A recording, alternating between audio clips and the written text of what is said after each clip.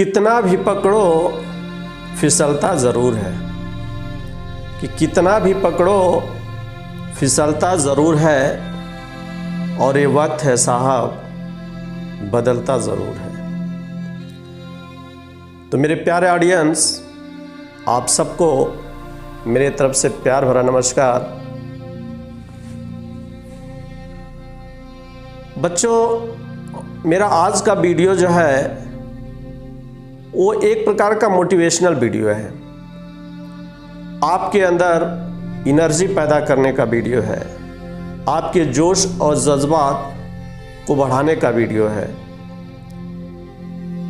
क्योंकि होता क्या है कि कभी कभी तमाम ऐसे बच्चे हैं जो तैयारी करते करते, पढ़ाई करते करते उनको ऐसा लगता है कि थक सा जाते हैं। ऐसे बच्चों को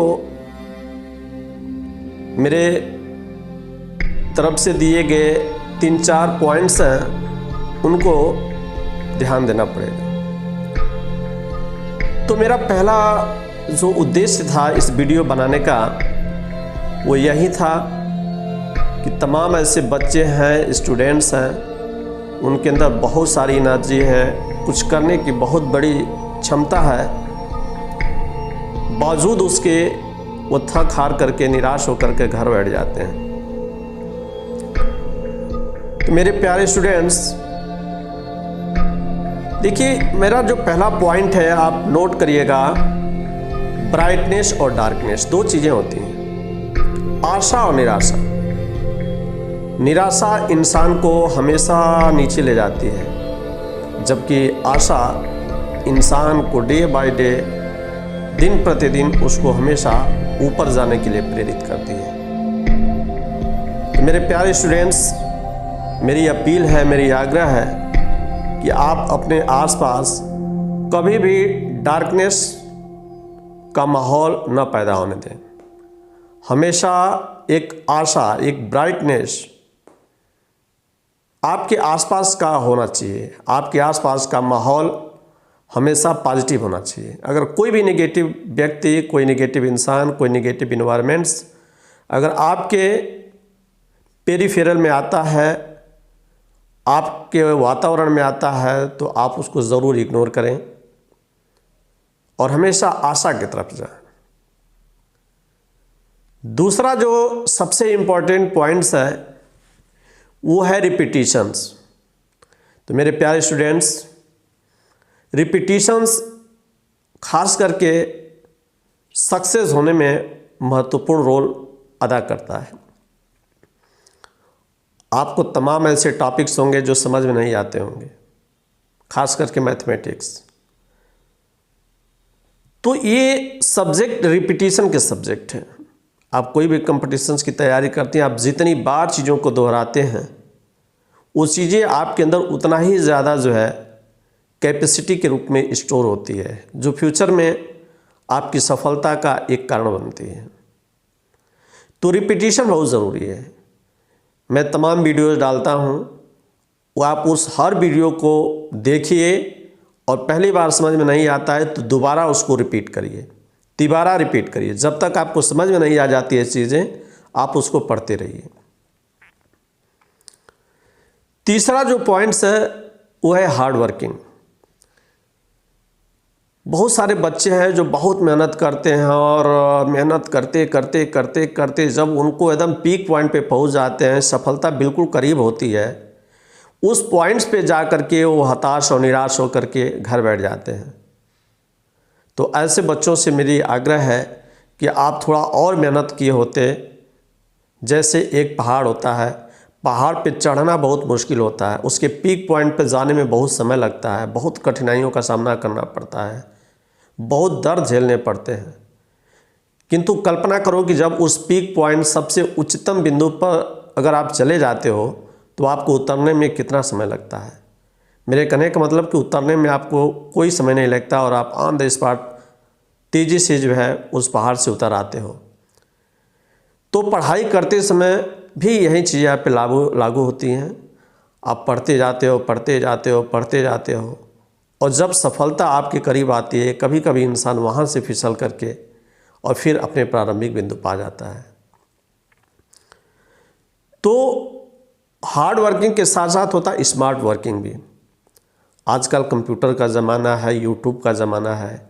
आप किताबों को पढ़ते हैं और उसको पढ़ने के साथ साथ आप यूट्यूब चैनल्स में जो मैं वीडियो बनाकर दे रहा हूँ आप उसको भी पढ़िए। आप देखेंगे आपको सफलता ज़रूर मिलेगी। उसके बाद एक पॉइंट आता है आपके जीवन में सबसे महत्वपूर्ण, वो है टाइम पंक्चुअलिटी, समय की पाबंदता। समय का पाबंद होना होता है। इंसान जब तक समय का पाबंद नहीं होगा, जब तक समय की अहमियत को नहीं समझेगा, तो समय उससे काफ़ी दूर निकल जाएगी और आपको पछताने के सिवा और कुछ नहीं मिलेगा।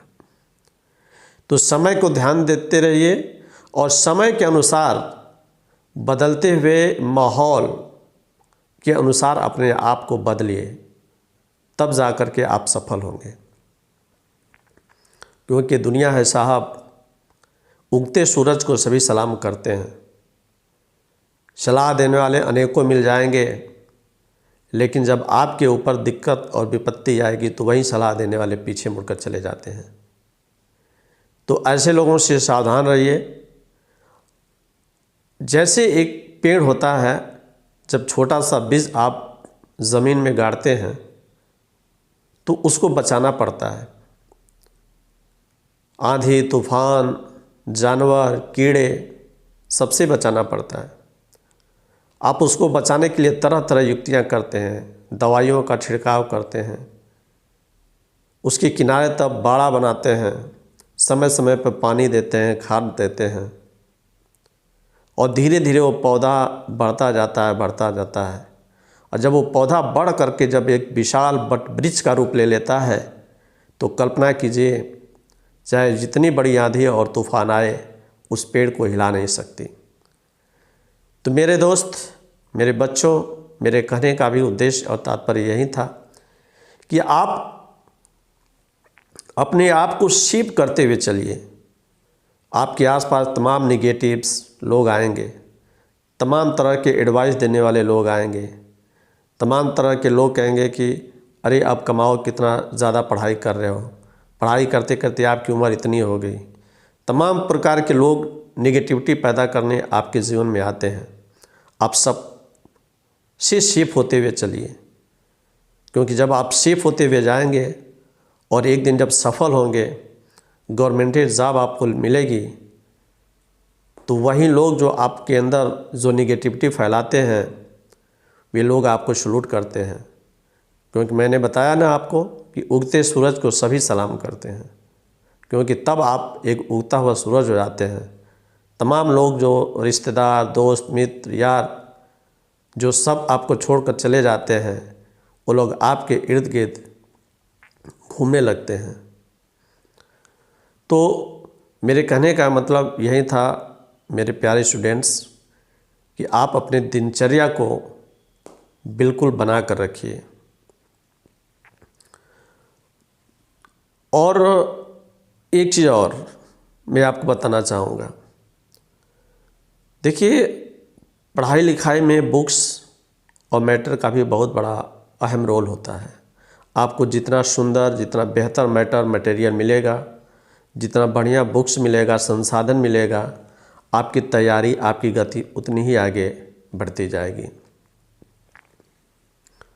तो इन सब चीज़ों को जो है आप हमेशा जो है बना कर रहिए, और बना कर चलेंगे तो मैं दावा करता हूँ कि आप सफल ज़रूर होंगे। क्योंकि मैंने ज़िंदगी में बहुत सारे बच्चों को पढ़ाया है और बहुत सारे बच्चे सफल भी हुए हैं। तो सफल वही बच्चे हुए हैं जिन्होंने लगातार प्रयास किए हैं और प्रयास में कभी कमी नहीं किया है। तो इन्हीं सब बातों को हम आपको बताना चाहते थे, ताकि आप जो है उन जो ट्रिक्स हैं, उस ट्रिक्स को फॉलो करते हुए आगे बढ़ें। वक्त से लड़कर जो नसीब बदल दे, अरे इंसान वही जो अपनी तकदीर बदल दे। कल क्या होगा मत सोचो मेरे यार, क्योंकि क्या पता कि कल वक्त ही अपनी तस्वीर बदल दे। तो सब आपसे हम विदा लेते हैं। वंदे मातरम।